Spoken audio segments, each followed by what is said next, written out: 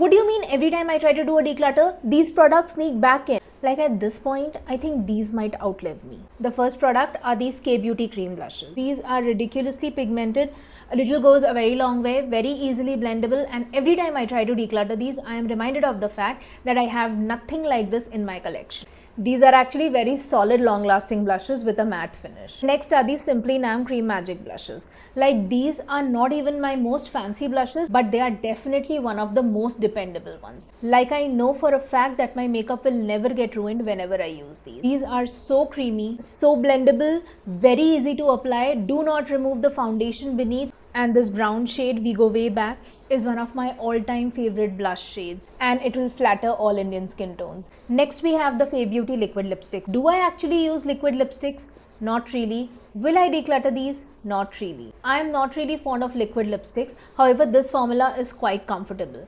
But what actually keeps these around is the shade range. They have done something I have rarely seen in liquid lipsticks by an Indian makeup brand, and that is to provide us with nudes and browns with a variety of undertones. That is, we have cool tones, we have neutral, and we have warm tones. Next we have the Fay Beauty liquid blush in the shade Lazy. This blush survives every declutter for a very simple reason, that I do not have another purple blush shade like this. Now, do I use a purple blush every week? Absolutely not. But whenever I go to declutter this, I am reminded of the fact that I do not have this shade range in my blush collection, and so this always survives. This next product is an absolute veteran in the field of makeup, and this is the Born to Run eyeshadow palette from Urban Decay. This was one of my first luxury purchases, and I had chosen this above the Naked palettes because I had heard that this formula is better than those. I have not really used the Naked palettes, but since that time they have been discontinued, reformulated and re-released. However, this formula is still very solid, especially these grungy grey, blue, green shades.